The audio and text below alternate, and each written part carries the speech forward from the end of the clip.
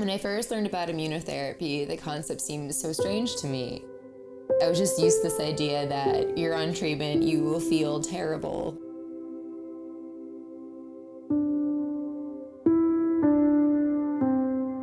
I had started to develop this really gnarly cough. It didn't really occur to me that it could be, cancer or anything like that. I had a giant tumor outside of my right lung.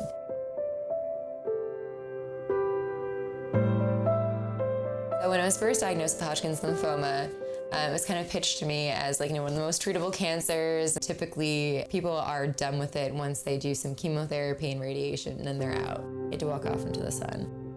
I was not in that cohort, unfortunately. I was in the refractory group.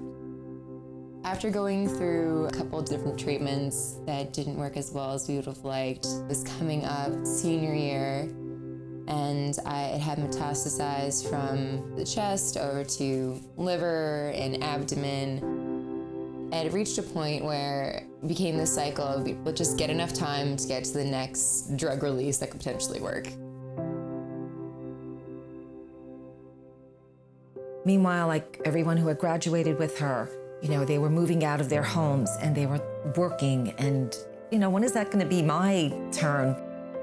I was starting to get more sick at this point. I was in a lot of pain. I had lost so much weight from not being able to really keep down food or liquids or anything. I was just so exhausted after all of the treatments. I wasn't particularly optimistic.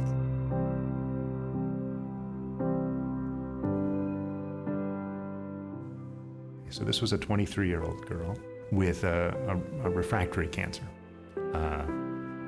for which she had gotten 14 prior treatments. And when she came into the clinic, I didn't actually ever see her really stand. She was pretty much gray. And I really felt at the time that, this was a real long shot. She received a dose. I saw her the following week. She was just as sick, but a smidgen less. Over time, maybe in about 3 or 4 weeks, I actually realized how tall she was.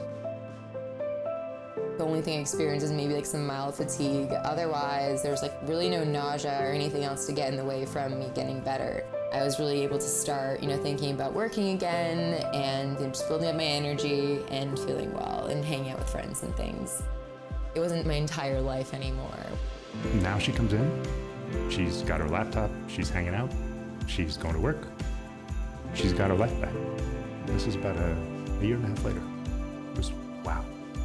Even with the treatment not being in my body right now, it still continues to fight off the cancer cells and keep the lymphoma at bay.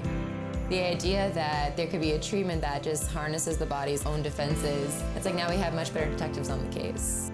You have immunotherapies that can be adapted across multiple cancers. It just opens up the toolbox, and there are so many more options for so many more people. Learn as much as you can, and you connect with other folks that really care about it. They're all out there, and they're all actively sharing and tweeting and talking about it.